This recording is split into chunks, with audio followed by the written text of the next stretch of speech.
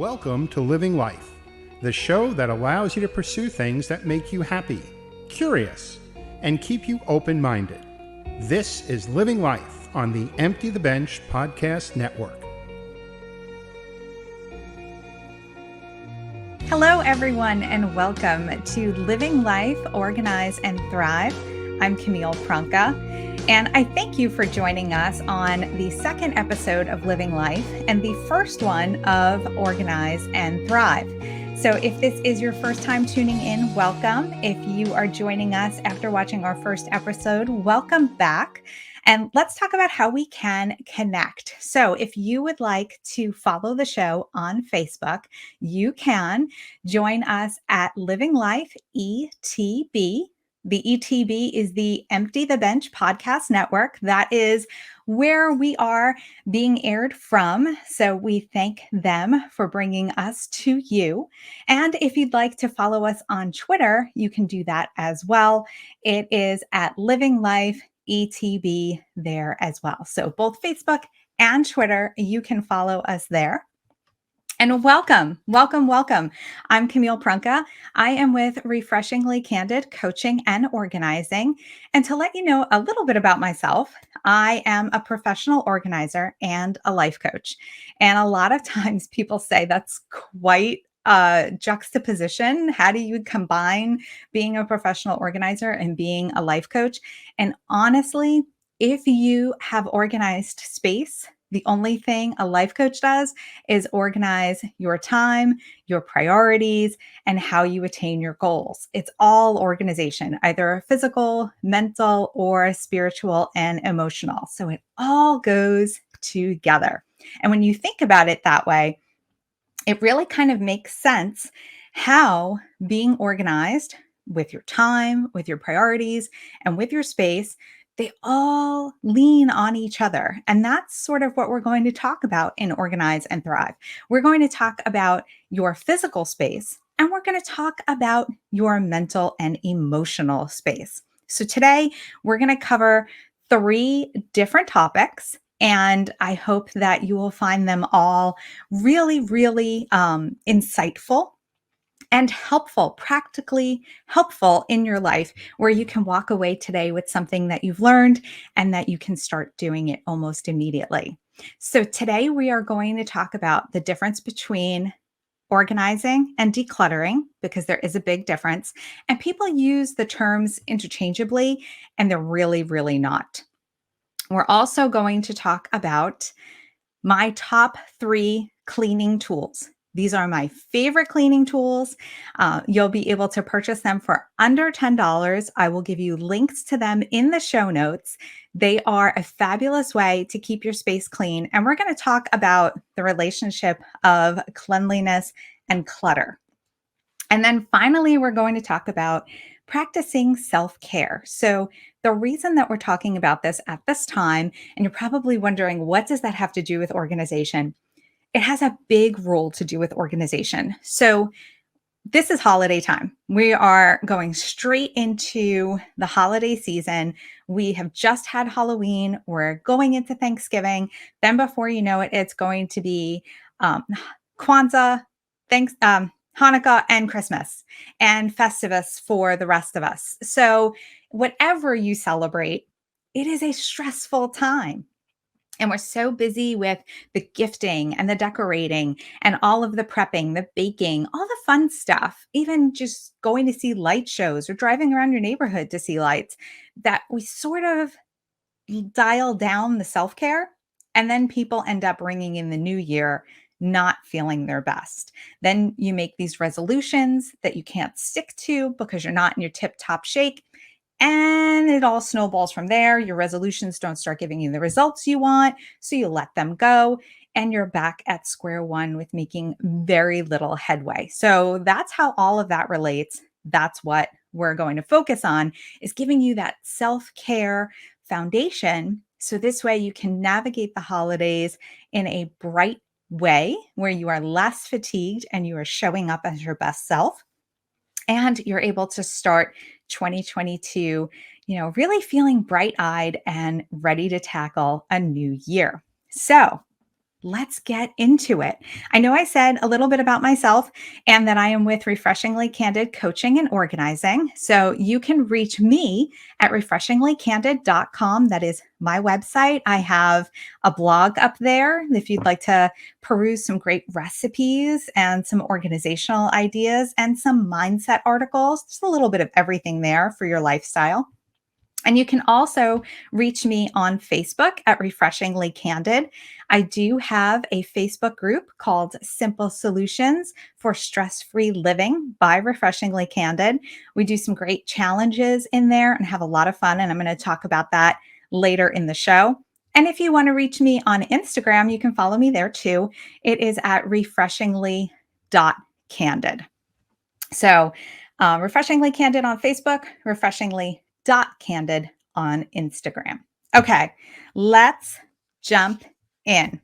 So, a lot of times when we're getting ready to organize a space, we use words like, I'm going to clean things up, or I am going to put things up. I had never heard that saying before until I moved to Northern Virginia. I'm originally from New York, and we would say straighten up or clean up. But in Northern Virginia, they say put up, and it basically means to put things back where they belong. But we don't actually do any cleaning during that time. Sometimes we make more of a mess. Um, Normally, we might declutter, but sometimes we don't. We sort of just move things around. So think about the last time you might have tried to, clean up a space, as we say, and you probably didn't pull out a vacuum, you didn't dust, you might have hung up some laundry or put your shoes away, but then you run into the problem of, well, there's not enough room for all the things I want to put away. So you might take a look at getting rid of something, but everything sort of has meaning for you or you're using it all. So you push everything to the side, you pull out your laptop and you start looking for storage solutions. Most likely something that is going to expand your ability to use the space. But you're not really thinking about if what you're keeping is really necessary, and do you have it in the right spot where you want to store it? So let's say you have a walk-in closet. Maybe your shirts are being hung where your dresses should be hung if you're, a female, or maybe you should be hanging shirts over pants and you're hanging them all in one straight line. You're not really using your space correctly, but you're buying things to fix the problem. And that's only going to make the problem last longer. So you buy things to fix your space, it doesn't fix anything, and you've kind of ended up just causing more of an issue. So that's why when I work with my clients, I tell them to separate out the process of decluttering and then the process of organizing. So you should be getting your space put together in 4 easy steps. The first is you should declutter, which means removing things from your space, taking things away, subtracting what you no longer need. The next step is sorting. So you want to be able to put like things together. The third step is containing. So this is where you're going to shop for your fun containers and you're going to assign your things a place to be stored. And then the last step is maintaining. And that's because your storage system is only as good as your ability to use it. So, for example, I can set up a beautiful pantry with all these really pretty matching containers that have really nice labels on them, and it'll look fantastic, but it's totally not going to be functional for my life. I am a busy mom. I'm a busy entrepreneur. I don't have time to come home from grocery shopping and open the containers of every single thing I buy to put them in another container for storage. And I don't really need to. I don't have the type of home where I'm concerned about the ability to attract pests or any other kind of issue with people being able to access food that, if I have kids and I want to limit their ability to get into containers, I don't have that problem. So it's not a workable system for me to go out and buy all of these containers that aren't going to service my lifestyle. So when you pick a system, it has to be maintainable. Once you do those 4 steps, you're going to find yourself really very organized. Now, what I want you to do is think that organization of your physical space, because that's what we're talking about today, is not only physical, it is mindset. So I want you to realize that as you change your mind about the things that you own and the way that you store them, the more likely you are to get organized faster. So, to declutter, this is a really simple process. You're going to make 3 boxes. You're going to have a donate box, a recycle and trash box, and you're going to have a maybe box. That's it. Don't take out all the items you know you want to keep. That's adding a lot of time to the process. The only things you're going to take out are the things that fit in those boxes or bags. It's either going to be donate, trash, recycle, or a maybe. And the key is that once you put something in that box at the end of your decluttering session, you take it out of your house. It is gone. Donate stuff is in the car, trash is in the trash, recycling's in the recycling, and the maybe box gets packed up and put in a not too easily accessible area. And that's because we want to know if you really need those items. So you're going to have to go get them if you need them. If you don't go looking for them in a couple of weeks or a couple of months, they have now become a donate box, and you're going to move those to your car and donate them. The other thing I want to tell you about decluttering is I want you to work in small areas for a short amount of time. When we are decluttering, it is a highly emotional process where we are looking through things that are meaningful to us. And I say this all the time when people are combining their space. It's like the old saying goes, your stuff is just stuff, and my stuff is fabulous. So you're going to love everything that you have. It's going to have this really special meaning for you. So to be able to sit there and look through everything for hours on end is going to be really emotionally draining and very tiring. And it's really difficult to find that amount of time and to not suffer from decision fatigue as you go through the process. So instead, I want you to declutter in 15 to 30-minute timeframes. That's it. And keep it really, really simple. If all you throw away is 1 or 2 things or discard 1 or 2 things, that's fine. It's a successful session. And that momentum is going to help you make the harder choices and be able to declutter better. So make sure that you break up your projects into manageable bite-sized pieces. That's really the key when you are decluttering and organizing, and make sure that you keep them separate. So I know I gave you a lot of information during this time, and I promise you, as this podcasts go on, I'm going to dive deeper and deeper into the actual process of getting organized. But I hope that that has given you a way to reframe the idea of going through whatever area you feel needs help in your home. And we're going to talk more and more about creative solutions for getting yourself physically, mentally, and emotionally organized. All right, we're going to take a quick break and we'll be right back with my 3 favorite cleaning tools. You're watching Living Life, Organize, and Thrive on the Empty the Bench podcast network. You should check out some of the other great podcasts that are available in the areas of sports, news and entertainment, and pop culture. So if you would like a fresh voice to listen to or a new perspective on more than just living life, check us out on both Facebook and Twitter at ETB Network. Again, we're on Facebook and Twitter at ETB Network, the Empty the Bench podcast network. Hi, everyone, and welcome back to Living Life, Organize, and Thrive. I'm Camille Prunka with Refreshingly Candid Coaching and Organizing, and I thank you so much for being with us today.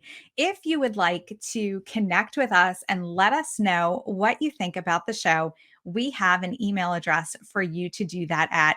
It is livinglifeetb@gmail.com. Again, livinglifeetb@gmail.com. So If you're watching us on YouTube, if you're watching us on the Living Life ETB YouTube channel or the Empty the Bench Podcast Network YouTube channel, then you can leave us comments in the show. We love to hear from you. If you are watching this on Refreshingly Candid's YouTube channel, again, please leave us a note. Let us know what you think about the show. And if you'd like to reach me directly, if you have a specific question about getting organized or about what a life coach does or how you could benefit from life coaching, or even a topic that you would like me to discuss during the podcast, you can do that by sending an email to hello@refreshinglycandid.com. I check all the emails myself, so I'd be very, very happy to hear from you and know how I can help you as you're watching or listening to our podcast. All right, let's dive into my 3 favorite cleaning tools. So, I know I talked about the difference between decluttering and organizing, and I said that it's not the same as cleaning up. And what I'm going to tell you is a fact that kind of blew my mind when I first started doing all this research. And that is that when you have a cluttered space, you have 40% more cleaning to do. So if you declutter your space, you will actually lose 40% of the cleaning that you are doing now. That was a great motivation for me to start decluttering my space. And then I wanted to learn how to keep it clean quickly. If you know a little bit about me, I have a 3.5-year-old. He is a wonderful, wonderful little boy, but messes happen. And I want to spend more time with him and less time cleaning my house. So these are my 3 favorite cleaning tools, and they are all right now under $10, which is fantastic. So my first one is this guy. And all it is a piece of plastic, but it's got a small scraper on the bottom and a larger scraper at the top. And it's actually ergonomic for when you're scraping, like your finger fits right into the little divot here. And this is wonderful for any kind of surface that you don't want to damage, like a countertop or a shower tile or the floor. If you have a hardwood floor or a laminate floor that something is stuck on and you'd normally be scraping it with your fingernail and then breaking your nail, scraping it with this saves a lot of time. You could even use this on pans if you're gentle. You can use this safely. Now, I ordered this one off of Amazon. You can get this at any major home retail store. Sorry, and I spent $6.99 for a set of 3 of them, but they are life changing. Again, you can pick anywhere you want to shop to get them, but they are fantastic. If you just want an economical scraper, you can get one in the painting section of your local hardware store, and they're about 99 cents. So I swear by the plastic scraper. I think it is one of the best cleaning tools I have ever come up with, because if anything is sticky or gross or really stuck on there, this guy does the job. It's chemical free. And because he's plastic, it's gentle to most surfaces. So you might want to test your surface first, but I've had wild success with the plastic scrapers.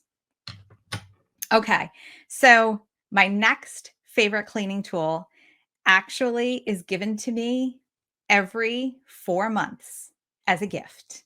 And it comes to me every time I go see my dentist.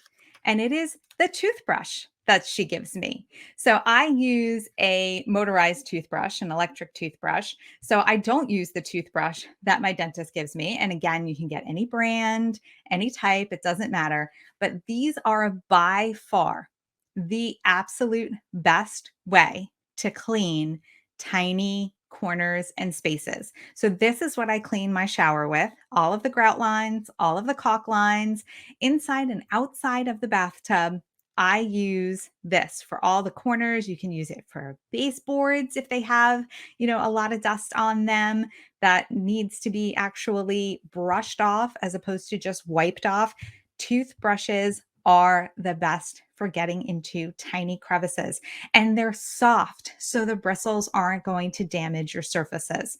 I use this on my shower head to get into all the little crevices, all the spouts where the water comes out. My faucets, the underneath of my faucets, I get with a toothbrush. You're probably going to laugh and think that I'm this amazing clean freak. I'm really not. But when I clean, I want to make sure that I clean really, really well. So the toothbrush is my go to for any kind of corner spaces, crevices, anything that has little divots or holes in it. That is what I use to clean. Okay. Now, my third one, my third favorite cleaning tool came to me when my husband and I were trying to sell our first house. So, whoever the previous homeowner was in our first home, they must have painted and then put the paint down the toilet. And when I moved in, my husband said to me, he's like, I didn't do this and I don't know how to clean it. I've scrubbed it 1,000 times. It's some kind of like paint or something that's on there and I can't get it off. I think they ruined the toilet. And when we were going to sell the house, I really thought we were going to have to replace it or take some kind of deduction because it was very unsightly. Well, instead, I did some research on what I could use to clean the toilet and I got this. This is a toilet pumice stone. This is what professional cleaners use to make your toilet look brand new again. So, hard water stains, black spots, paint in your toilet, whatever you have that is damage to or looks like it's damaged to the porcelain. This is an all natural pumice stone, very similar to the ones that you use on your feet and it will clean all of that off of your toilet. It is the most fantastic thing. And with the handle, it's so easy. You can just scrub into all the corners underneath the seat, and you will have a sparkling, clean, brand new looking toilet.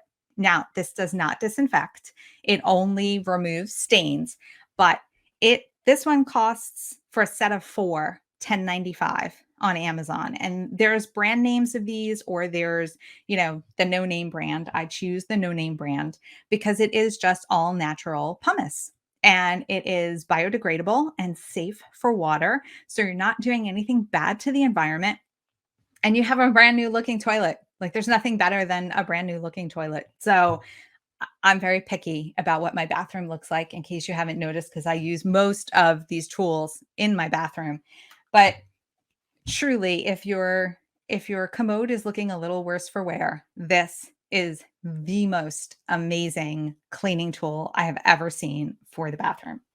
All right, now I know that those are my top 3. I'm going to take just 2 more quick seconds to let you know 2 of my other favorites, and I'm going to drop links for all of these products in the show notes and in on our YouTube channel. So this way you can click right on the link and buy them if you want. But if you want to search for them again, any major retailer will be able to have it for you. So my favorite way to clean light switches, because we don't think about light switches so much, are 2 things: a microfiber cloth and this guy, Q-tip, cotton swab, whatever you want to call it, whatever brand you want to use, it doesn't matter. But this guy is amazing for light switches. So you want to keep it damp, but not wet because you do not want water to go into your light switch. Water conducts electricity, and that would be really, really bad. So you want a dry microfiber cloth and a damp cotton swab. Just the slightest wetness will do. And you want to use something like you could use plain water or you could use alcohol, rubbing alcohol. And that way it'll be a disinfectant at the same time. And it will get all the little crevices around the light switch, all the oils that are deposited by your fingers using that light every single day will get taken away in a quick second with this. And then you just dry it off with your microfiber cloth. So if there is any residue of the cleaning solution, it'll come right off and you're going to have a perfectly clean and disinfected light switch. And if you haven't cleaned your light switch, go around your house and take a look at them. You're probably going to be like, oh, because they honestly start to turn black. And if you see like where they say on and off, that it looks like it's black around the words and you think that that's part of the design of the light switch, it's not. So you want to get it clean with a cotton swab as quickly as you can, because that is one of the places where you will find the most dirt and germs in your home. And let's talk real quickly about microfiber cloths. So Microfiber cloth is wonderful. If you are going to dust your home, you can use it dry, and it's made up of millions of tiny fibers that actually attract dirt and grime. They're like miracle cloths. And if you rub a microfiber cloth between your fingers, if it's in good condition, it will feel like it is sticking to your skin, like it's getting stuck. And that's a good thing. That's what you want. If it feels smooth or slippery and it's not really sticking to your fingers, it's not a good cloth anymore. It needs to be replaced. You can use microfiber cloths damp for all other things other than dusting. You can use a cleaning solution or you cannot use a cleaning solution. It's up to you. You really can't use it in a wrong way, with the exception of once you have used a section of the cloth and it becomes dirty and it's no longer picking things up, you have to switch to a new section to be able to get desired results. But the place where people kind of don't know what to do with microfiber cloths and they tend to lose their workability is because we wash them with other towels or other clothes, and we use things like bleach and fabric softener, and that's going to degrade the cloth. So basically, bleach is going to destroy the fibers, fabric softener is going to stick to all the fibers. And if you're washing with other clothes, or towels, all of the fibers that are released by those other pieces of cloth in the washer and dryer are going to be absorbed by your microfiber. They are so good at attracting things that they are going to attract all of the lint and free fiber that's in the machine. So you want to wash them and care for them separately from all the rest of your laundry. That is a real big tip to being able to extend the life of your microfiber cloths. So I hope that these cleaning tools are going to make your job of cleaning so much easier. And even if you have a service that comes in and cleans your home, these are some fantastic tools to have readily available. So this way, if you do have a mess that you need to tend to in between cleanings, you have a really strategic way to clean it quickly, efficiently, and keep your home looking spotless. All right, we are going to take one more quick break, and then we are going to be back with self care to help you make the most of the holiday season without feeling overwhelmed and exhausted at the end. See you in just a second. Hey there, I'm Howie Morgeson on Living Life, Sweets, Treats, and Eats on the Empty the Bench podcast network. It's all about food and food for the family, tradition, and holidays. We'll show you how to make simple foods where you can share with family and friends. So join us on the podcast. To find out more about the ETB network, you can find us on social media, in Twitter and Facebook, on @ETB Network, where you'll find information about pop culture, sports, entertainment, food, and much more. So I look forward to seeing you on the next Sweets, Treats, and Eats. Thank you. Hi, everyone, and welcome back to Living Life, Organize, and Thrive. I'm Camille Prunka with Refreshingly Candid Coaching and Organizing. And I just want to remind you that if you would like to find more ways to connect with us and more episodes of Living Life, you can do that on the Living Life Facebook page. And that can be found at Living Life ETB. Again, at Living Life ETB. And we thank the Empty the Bench podcast network for bringing you Living Life and bringing you a great set of shows featuring fresh voices in both sports and entertainment. So if you are looking for your next great podcast to follow along with, you should check out the entire repertoire of the Empty the Bench podcast network. I'm sure there is something there that you are going to love. All right. So, also, if you want to have more tips about organized living and thriving through this holiday season and beyond into 2022, you can check out my Facebook page, and that is at Refreshingly Candid. So facebook.com/refreshingly candid is a way for us to connect. And then I have a private Facebook group for all of my fans, and that is Stress Free Solutions simple solutions for stress-free living. It's all S's. Simple solutions for stress-free living by Refreshingly Candid. And you can come join our challenges and get some more great information and support. I think that's the most important thing is the community that you find on social media is support for your organizing efforts and your decluttering efforts and your living a full life effort. That's what we're really there is to cheer you on and pick you up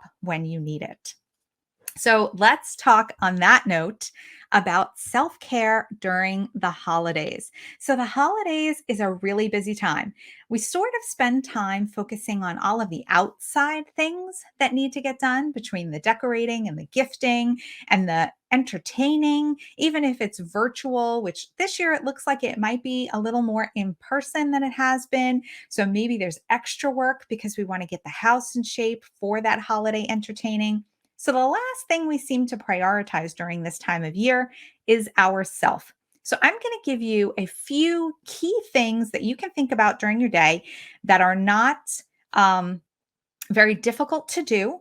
And they are, just a minute at a time for you to be able to check in with yourself and make sure that you are doing really, really well. And then I'm going to tell you about the one thing that you can totally forgive yourself for not doing over the next couple of weeks. So, the first thing I want you to think about is, are you hydrated? Are you drinking enough water? Our body is mostly made up of water. It needs water to survive. And if you're feeling tired, water is actually a wonderful way to give you an instant boost and lessen your fatigue. It also is a wonderful way to feel slimmer. I know this is going to sound counterintuitive, but when you're drinking water, you're less likely to be bloated and puffy. And that's because your body says, water's readily available. I don't need to hold on to it. When your body feels like it's getting dehydrated, you start to become like a camel and you store up all this water and you get bloated and you get puffy and you start to get really irritable when you're dehydrated too and more fatigued. So it's really important to drink water and make sure that you're getting your 8 8-ounce glasses. And you can do that by drinking two 32-ounce glasses of water. And it doesn't even need to be just water. You could jazz it up with a squeeze of fresh lemon or fresh lime or a muddled strawberry, anything that's going to make it easy for you to make sure that you are staying hydrated. That's important. Now, I'm not a doctor. I am not a nutritionist. I am not any sort of medical expert, but I am a person who knows that there are certain things I can do to make me feel better. And then there are certain things that I do that don't make me feel so good. So, this is one of those things that kind of falls into the common sense of this makes me feel better. And that is sleep. We all need sleep, and we sort of prioritize it as the last thing we do during the day. And that's not really what it should be. It's not the last thing we do. So, I want you to protect some time to get a good night's sleep. And I know you're probably going to say, look, Camille, this is great. But you know what? I've learned to function on 4 to 5 hours a night, and I'm a rock star, and I power through my day, and it's my badge of honor that I'm always tired. And that's not a badge of honor that you need to keep. I'm not saying that you need to set aside a whole 8 hours. I'm a realist and I realize everyone leads really busy schedules. But I am going to let you into a little secret. If you keep a consistent bedtime, so let's say that you go to bed at 10 o'clock at night or 11 o'clock at night every night, and you wake up at 5 o'clock in the morning. Okay, so that is 11 o'clock at night to 5 o'clock in the morning is 6 hours of sleep. If you consistently are getting that 6 hours of sleep instead of sleeping in on the weekends or going to bed late on the weekends, cutting time short during the week because you're busy with work, if you maintain that consistency, you're actually more likely to get the benefits of sleeping for longer. So, going to bed around the same time and waking up around the same time can actually improve how you feel when you are sleeping. So the quality of the sleep you get will actually get better. You'll feel more rested, less irritable, less fatigued, and you'll be brighter and sharper, mentally more acute during the day. So think about that. Think about giving that a try. Even if it's tough to get a full 8 hours, try to aim for 5 to 6 and keep it consistent. All right, let's talk about something that we do 22,000 times a day and never think about, and that is breathing. Breathing, just taking a deep breath, even sighing. Sighing is good for your health. Like, I do it during the day. People tell me all the time, like, you sigh a lot. Yes, it is a stress relief. It is a natural stress relief. So I'll be doing something and even if it's just dishes, every once in a while I'll be like, and it does. It releases the stress. Breathing can actually lower your heart rate and your blood pressure. It can improve diabetic symptoms. So, if you are a diabetic, taking in good quality air, a good quality breath can help improve your symptoms. It lessens the likelihood of depression. It helps you better manage chronic pain, and it better regulates your body's reaction to stress and fatigue. And who doesn't need that during the holidays? So, I don't want you to do any fancy breathing techniques. I don't want you to take a lot of time to think about your breath. But if you can sit down for just a couple of minutes each day, literally 2 to 5 minutes, and I'm going to say something that's going to sound really silly, but if the only time that you have to do this is when you sit down to go to the bathroom, then make the most of that time and take some deep breaths. I'm serious. I know it sounds so silly, and I know probably people are laughing, but if that is the only time in your day where you get a minute of peace and quiet, do some breathing. And it doesn't have to be fancy mindful breathing. It can just be closing your eyes and breathing normally. And breathing normally, when you're thinking about it, is called mindful breathing. So there you go. You're actually doing some kind of fancy breathing technique and you don't even know that you're doing it. But it will help you so much. It reinvigorate you to get through the remainder of your day. All right. Now let's talk about food. Oh, food during the holidays. Who doesn't love grandma's famous whatever it is that someone always makes that's probably not the best thing for you? And we love I grew up, I'm Italian. My husband's part Italian. Food is part of everything that we do. We definitely enjoy eating. If you enjoy eating and you want some fun things to eat, you should check out Sweets, Treats, and Eats. It's another episode of Living Life. But don't worry about what you're eating. When you're going through the holidays, enjoy what you want to enjoy during the holidays. Just do it in moderation and help yourself out by thinking of the concept of eating the rainbow. That's what you want to do. You want to have lots of color on your plate. You don't want to be on what I call the tan diet or the white diet. Like, you shouldn't be having just one color food during your day. You really want to eat a little bit of every single color because color equals nutrients. So you will be getting lots of a variety of nutrients by having lots of color on your plate. That's really the simplest thing you can do to try to help you through the holidays. The second thing that you can do, and this is again something that's really silly that we don't think about, is chew your food. Did you know that you are supposed to chew your food 32 times on average before you swallow it?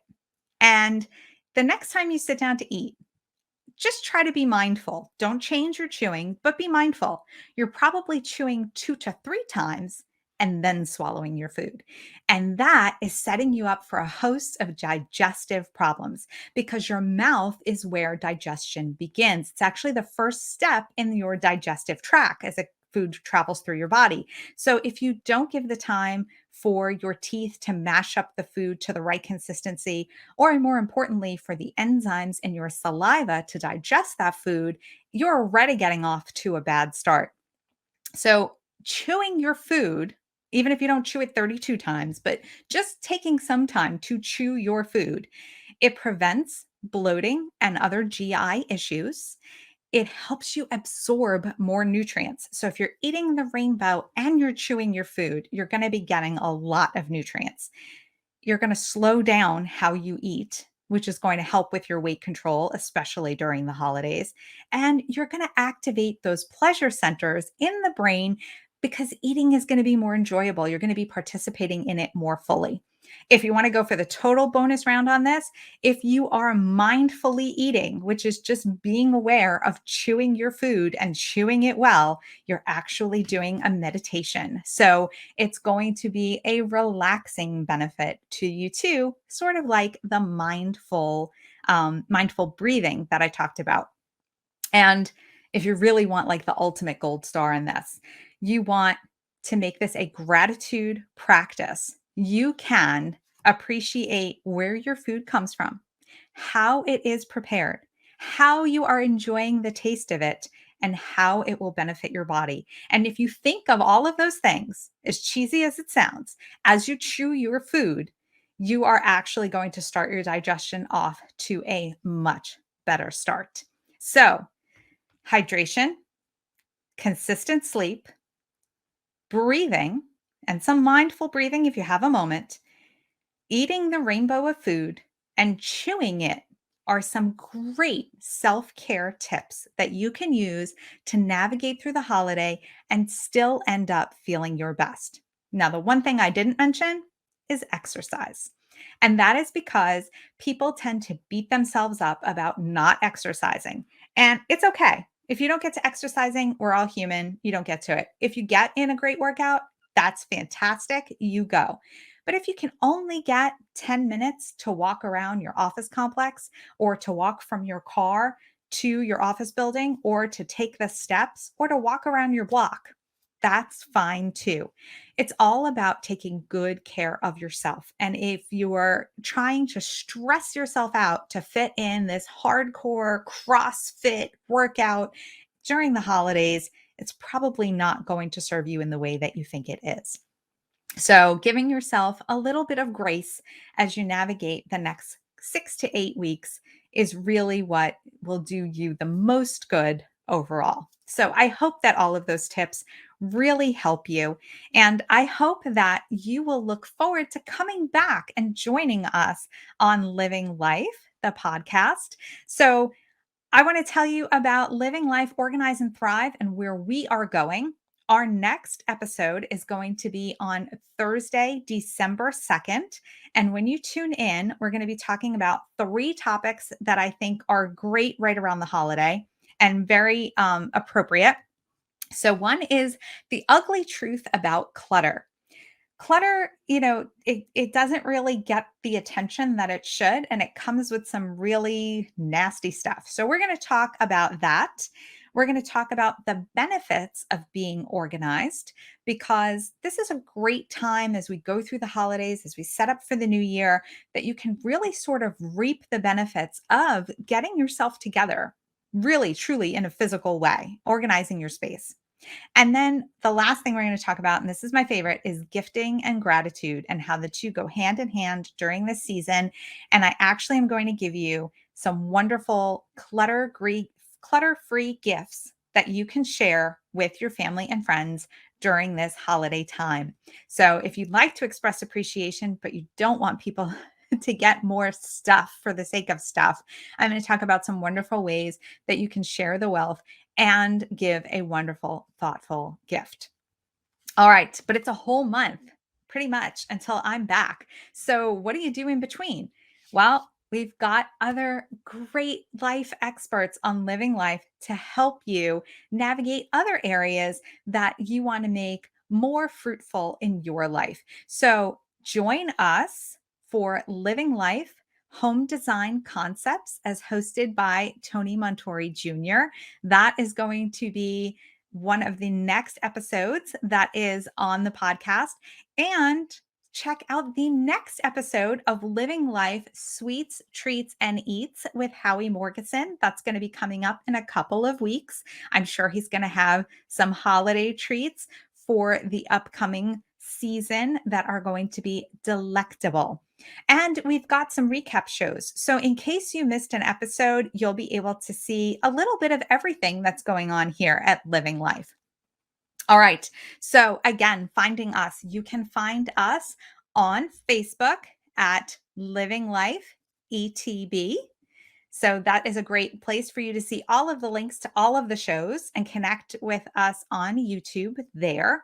And again, leave us comments. Let us know what you think. We would love to be able to tailor our shows more to what you would like to hear about.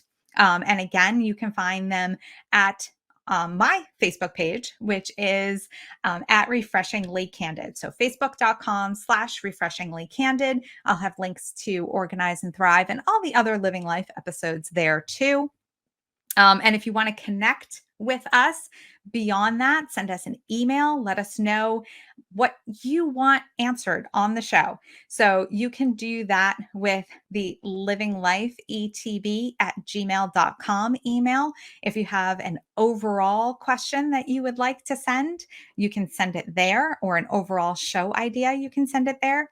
Or if you want to reach out to me directly and ask me a specific question about anything that I talked about in the show today, or something that you'd like explored in a future show, you can do that by reaching me at my email address, which is hello@refreshinglycandid.com.